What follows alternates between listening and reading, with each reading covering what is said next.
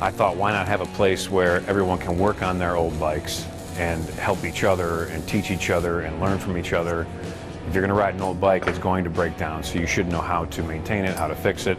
They're joining because they like the community. They're joining because they like the camaraderie. They're joining because they like the feel of the place. I thought it was going to be all apartment dwellers that have no garage and no tools, and that has not been the case.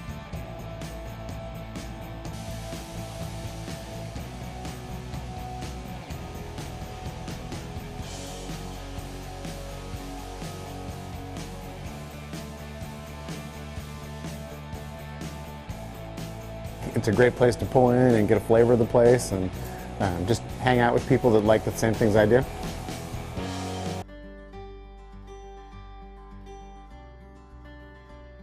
We're about the people who are in Cleveland. Some of those people are refugees. Some of those people are people in poverty who are ready to take next steps.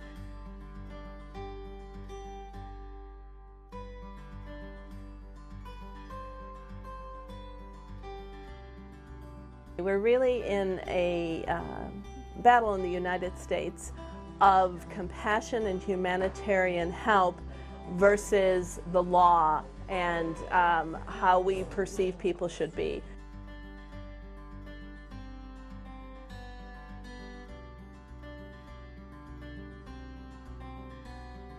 In 2011, I came to this US, and I used to stay at Concord, New Hampshire for 5 years.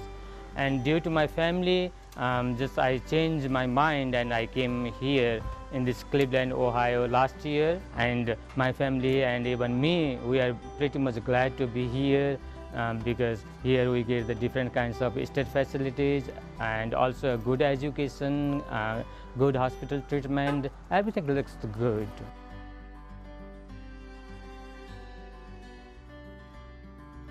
People are coming here to read, to learn more about this citizenship, about this American history, and we are very glad to learn with them. English is very important for us, and it is our second language, and we must learn English. And here is the Hope Center is giving a good time to learn English every time we are here. We have 3 levels of English that we do here. The first one is people who are pre-literate. Many of the refugees who come have never been to school, either didn't have the opportunity or were simple farmers who are in their village and were forced out.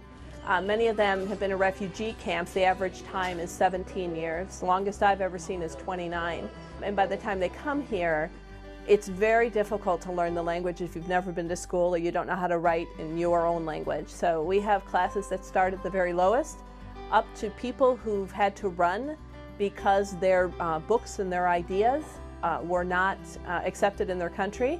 Might have a PhD. I have a man who is an asylum seeker who was a network news person for many of across the world, many of the different agencies, wrote 9 books, and is here because all of a sudden his ideas were not good.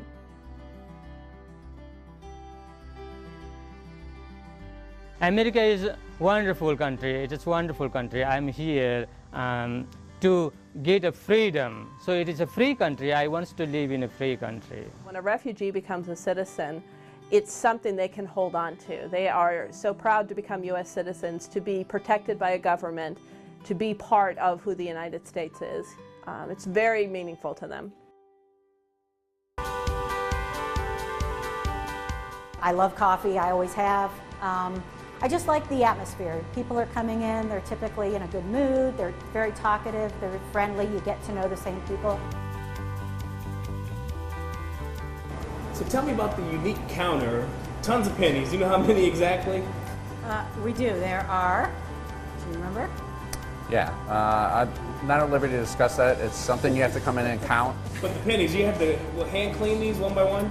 So we thought you order pennies from a bank and they come nice and shiny. Well, we found out that isn't the case. So we ordered $100 worth of pennies, 10,000 pennies, and we had to sort them, pull out all the shiny ones. The ones that were kind of shiny, we did clean them, and then we just decided to lay them out face up. That was my idea because I'm type A. And And then after we glued them down, that was actually the hardest part, was getting them glued down straight. And then the epoxy goes over it really easily. Is there any symbolism to it? Like, no, we just thought it looked really cool. Yeah.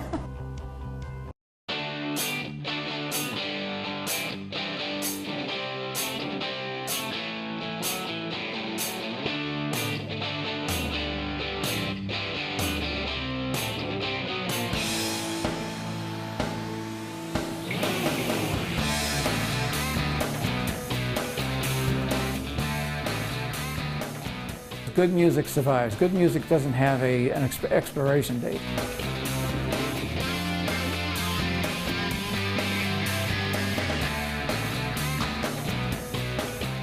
American Noise, title tune of that band's album.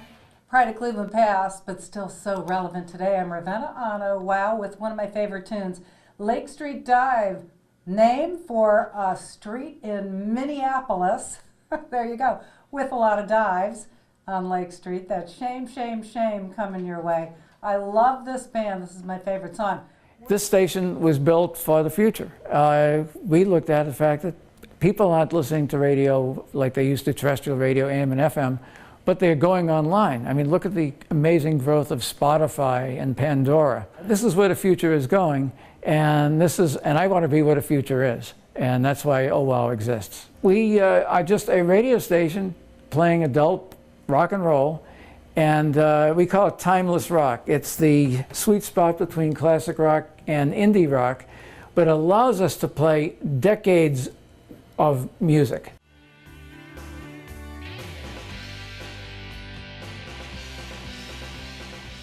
what makes this all worthwhile for you and your husband? Oh, my goodness. Well, we're passionate about music and breaking new artists, and the local talent that we have in Cleveland is mind-blowing. So it's a showcase for up-and-coming bands. You know, being on online radio, is there any struggles that you try and overcome? Oh, many struggles. Are you kidding me? Wow, what frequency?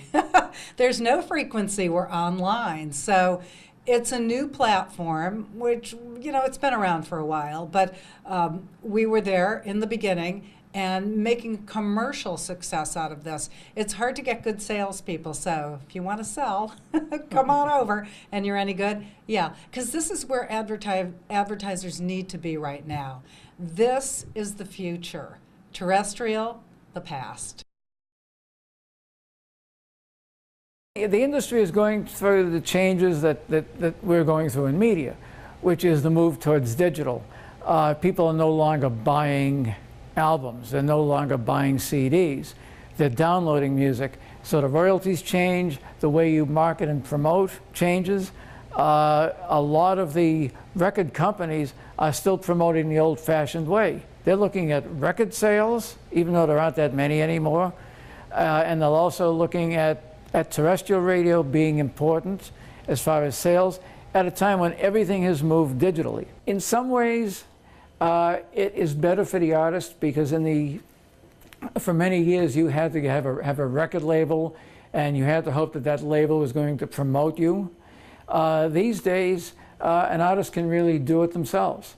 And as we move more in the digital direction, it becomes easier. A lot of the artists we play contacted us directly.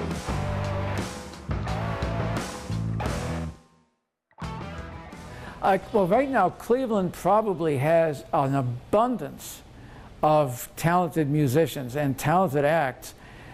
Cleveland is really ripe to being a breakout market, like Seattle was, and San Francisco and Boston, and cities that had a following where suddenly all the bands are getting signed from those areas.